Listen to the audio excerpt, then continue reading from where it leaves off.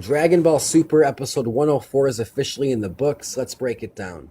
The official title is The Ultimate High Speed Battle Begins. Goku and Hit join forces, and I gotta say, the first half of this episode was pretty amazing. I'm joined by Brandon. How are you doing today? Doing good. Now, we're gonna break down this episode and really highlight our favorite parts of the episode. I'm gonna do my episode reviews a little bit different this time. But yeah, the first part of the episode, the first two blows, Hit has no idea what's going on. Well, I was going into it like I was comparing it to how when Vegeta first fought Hit. It's like, all right, when Vegeta first fought Hit, he wasn't even able to touch the guy. Right. So I'm like, all right, so this Dyspo guy is gonna have to be something special to do better than Universe 6 Vegeta. So like he's able to land the first hit, and similar to when Goku came out there and told Hit, all right, I'm gonna counter the Tokitobashi. It's like okay, and then he Dyspo hits him once. He succeeds once. It's like all right, he got lucky. And then he does it again. Clearly, it's not luck, and Right. as we find out, it's because he's just so fast. It appears Dyspo was beating Hit's time skip at first. I No. was shocked. I'm sitting Yeah, here watching the right. episode. I'm like, holy shit, what's going He's on? beating the time skip, but he's basically able to strike Hit before the time skip is active. Yeah, he was moving so fast that Omni Kings couldn't even see that. Hit couldn't even activate his time skip Right. because this guy every time he goes to do it, the guy can tell that his muscles are giving off a sound, and the sound waves travel. Sound has a set speed that it travels at. So once those sound waves reach Dyspo from Hit, Dyspo's so freaking fast he can cover that distance that sound travels in less time, and is able to attack Hit before his ability can actually kick in. Right. So we learned Dyspo moves at the speed of light Beyond and it, sound. beyond The speed of light and sound, and he can increase his movements by thousands of times in an instant. right. So that's pretty crazy. So as soon as those sound waves reach Dyspo, he multiplies his speed by thousands of times and is able to cross that gap and attack. So right here, Dyspo and Hit have an exchange, and Dispo's clearly winning as of right now, and Champa's freaking out. And they actually say Universe 11 Vermound, the clown god of destruction, he says that Hit is the moral leader of Universe 6, and if they can succeed in taking down Hit, then the rest of Universe 6 will fall. Hit is the moral leader. If they can take out him, the rest of Universe 6 will fall. So I thought that was a pretty interesting quote right there. Now, at this point in the episode, it's 3-for-3 Dyspo. 3 exchanges, 3 wins for Dyspo. And he's good. Dyspo, he's a good He's fighter. very fast. He's very fast. Hit's having some trouble.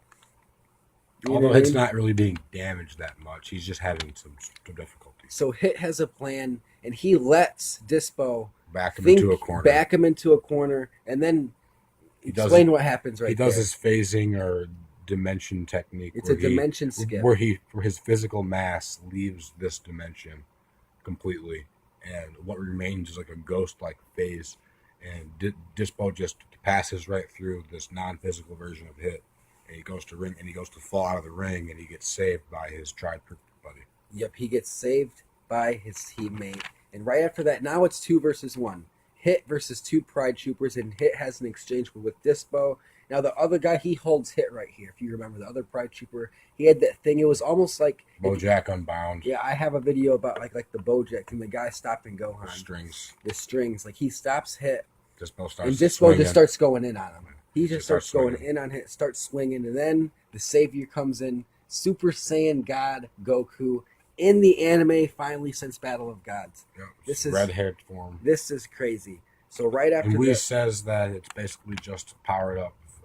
It's powerful form, but it just doesn't use as much stamina. and Goku's ready to go. Like, you know what I mean? He said he's itching. His body's itching for this fight, and he switches from red to blue versus attack. Dyspo. Like- Explain that. like in the manga, how Vegeta was the first to do it. I'm pretty sure in the manga. Now in the anime, Goku's going from red.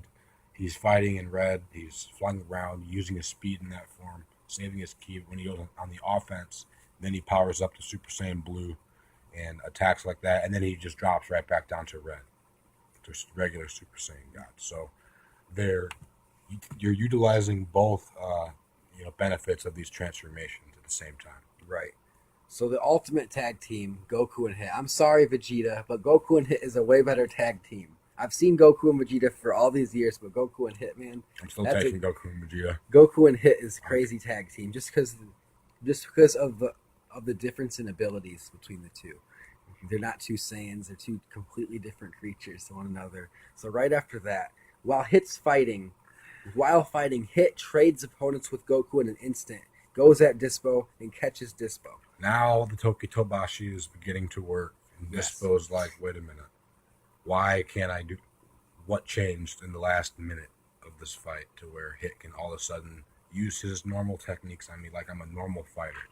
And the difference is Hit was able to realize that this guy can hear the sounds his muscles make right before he tenses off. Sound has a set speed, in other words. So Dispo's been able to overcome this gap. The problem is now Hit is just simply mimicking these muscle movements in order to control Dispo's reaction. Yes. Because if Dispo's timing is off by a millisecond, it's going to screw up what he's trying to do.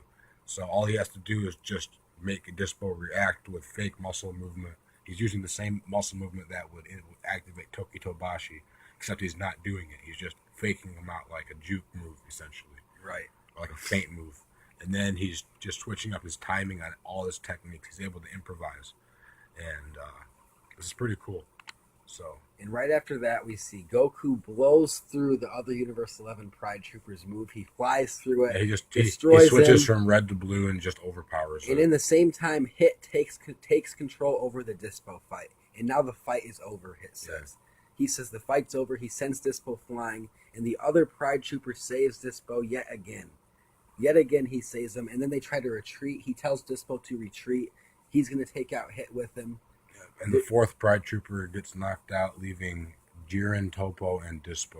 Yes. Hit ends the small blue Pride Trooper who had the string. I don't remember his name. It wasn't that important. He wasn't that important character. And then Goku and Hit have a little agreement at the end of an episode. If they both make it to the end to finish their fight. Yeah. This is the only time they can finish, because unless there's no Goku versus Hit in the future beyond this tournament, because there won't be both universes around. Right. So if they're going to have a rematch, it's got to happen here or nowhere. Yeah, that's pretty crazy when you put it like that. And Universe 11 also said, enough with the justice thing. This is survival or erasure. Well, I'm glad you're finally seeing what we've been seeing. What you know. Yeah. That's how Vegeta's been viewing this whole thing. That's how Frieza's been viewing the whole thing. Like, if you're not looking at it from that perspective, I don't know what you're looking at. It's what he said. Either we're erased or they are. I want to see more of Frieza in the Tournament of Power. They're basically just building up. You had all these characters you had to show off. Like Dispo's pretty cool. Right. The fact that he kind of looks like Beerus, but he's is he the same race as Champa and Beerus? Like, what? That was weird to me. I'll touch on it more. But yeah, guys, it's the Fields Bros Dragon Ball Super episode 104 review. The title, The Ultimate High-Speed Battle Begins. Goku and Hit join forces. Crazy episode. Peace. Later.